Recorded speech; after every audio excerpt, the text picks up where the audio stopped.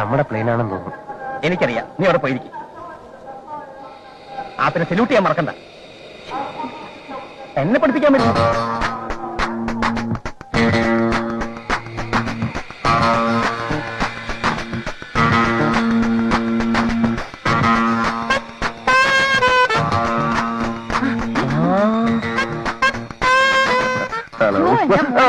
Please, ma'am, please don't touch me. This is not the place to show all these cheap sentiments. നമ്മുടെ ഡ്രൈവറാ. അറിയാം, ഞങ്ങൾ ഒരുമിച്ച് പഠിച്ച ശംഭു. എനിക്ക് ഓർമ്മയില്ല. വെൽ, സ്റ്റേറ്റ്സിൽ VIP റിസീവ് ചെയ്യുന്ന ഇങ്ങനെയല്ല. ഞാൻ കാണിച്ചു തരാം. Stretch your hands like this. Keep your head down.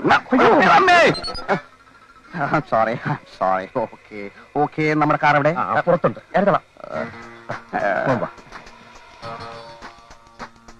ഇതാ മോനെ, ഇത് തന്നെ.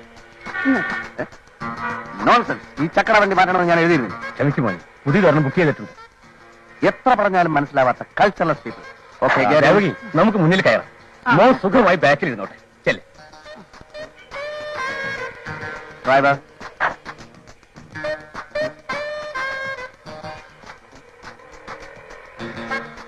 കമയാർ. ഡോർ തുറന്നു തരാൻ ഞാൻ പറഞ്ഞു തരണം. ഞാൻ ഈ അമേരിക്കയിൽ പോയിട്ടില്ലാത്തോണ്ട് എനിക്ക് അറിഞ്ഞൂടാ. വെയിറ്റ്. ആദ്യം കാറിലേക്ക് എന്നെ ആനയിക്കൂ.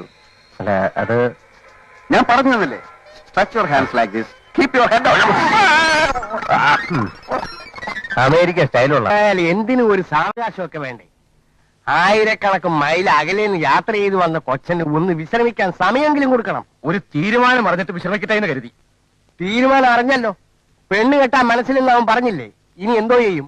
കൃഷ്ണക്കുറുപ്പിന് വാക്ക് കൊടുക്കുന്നതിന് മുമ്പേ മോനോടൊന്ന് ചോദിക്കണമെന്ന് അന്നേ ഞാൻ ഈ മനുഷ്യനോട് പറഞ്ഞത്. ആലോചിച്ചോണ്ടിരുന്നാലേ കുറുപ്പിന്റെ മോളെ വേറെ ആമ്പിള്ളേര് കെട്ടും. കൃഷ്ണക്കുറുപ്പ് ലക്ഷപ്രഭുവാ. മോനങ്ങ് അമേരിക്കയിൽ പഠിക്കാൻ പോയിരിക്കാന്ന് പറഞ്ഞപ്പോഴാ അല്പം താല്പര്യം കാണിച്ചു. മേനോൻ ചേട്ടൻ നിർബന്ധിച്ച് പറഞ്ഞാൽ അവൻ അനുസരിക്കും. ഹലോ അങ്കിൾ, സുഖമാണോ? അങ്ങനെ കഴിയുന്നു. പഠിപ്പൊക്കെ എങ്ങനെയിരുന്നു മോനെ? ഓ, വണ്ടർഫുൾ. യഥാർത്ഥത്തിൽ ഞാൻ പഠിക്കുകയല്ലായിരുന്നു, പഠിപ്പിക്കായിരുന്നു. അമേരിക്കയിലും ആദ്യം അവർ കരുതിയത് ഞാൻ വെറും ഒരു സാധാരണ ഇന്ത്യൻ സ്റ്റുഡന്റ് ആണെന്നാണ്. ദിവസങ്ങൾ കടന്നുപോയപ്പോൾ എന്റെ പല സംശയങ്ങൾക്കും ചോദ്യങ്ങൾക്കും മറുപടി പറയാൻ പാവങ്ങളായ അമേരിക്കൻ ടീച്ചേഴ്സിന് കഴിഞ്ഞില്ല. എന്നെ പോലെ ബുദ്ധിശക്തിയുള്ള ഒരു ഇന്ത്യൻ സ്റ്റുഡന്റിനെ കണ്ടിട്ടില്ലെന്ന് അവരോട് സമ്മതിച്ചു. അപ്പോ നീ അവിടെ തകർത്തു അല്ലേ? തകർത്തു, തരിപ്പണമാക്കി. പഠിത്തം കഴിഞ്ഞപ്പോ എന്നെ അവിടുന്ന് പോരാൻ അവർ സമ്മതിച്ചില്ല. അമേരിക്കൻ ടീച്ചേഴ്സ് മുഴുവൻ പൊട്ടിക്കരയുകയായിരുന്നു. എന്തിന്? അല്ല, എന്തിനെന്ന്?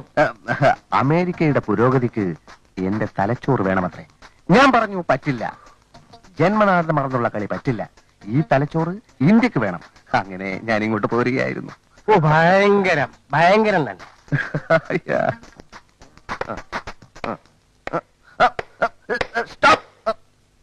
പതുക്കെ ഉറപ്പിച്ചാ മതി. ക്രിക്കറ്റ് കളിക്കാനാണ്, പശുക്കളെ കെട്ടാനല്ല. ക്ഷമിക്കണം, എനിക്ക് ഈ കളി അത്ര വശമില്ലാത്തോണ്ടാ. ഓ, ഇത് കേട്ടാത്തൊന്നും മറ്റു കളികളൊക്കെ വലിയ വശമാണ്. അതൊന്നും പറയണ്ട. സ്കൂളിൽ ഫുട്ബോൾ ടീമിന്റെ ക്യാപ്റ്റൻ ഞാനായിരുന്നില്ലേ? മാധവനെ ഓർമ്മയില്ലേ? എന്താ മാധവനോ? എന്റെ ഡ്രൈവർ എന്റെ പേര് വിളിക്കുന്നു. നമ്മളൊക്കെ ഒന്നിച്ച് പഠിച്ചവരല്ലേ? എന്ന് വെച്ചാൽ അപ്പനെ കയറി കളിയാന്ന് വിളിക്കോ? അപ്പനെ കയറി അച്ഛാന്ന് വിളിക്കാമല്ലോ. സാറേ എന്ന് വിളിക്കണം. പിന്നെ ആര് പറഞ്ഞു ഞാൻ മാധവനാണെന്ന്? MA ധവാൻ, അതാ ഇപ്പൊ എന്റെ പേര്. ധവാൻ സാർ എന്ന് വിളിക്കണം. പേര് മാറി വിവരം ഞാൻ അറിഞ്ഞില്ല സാറേ.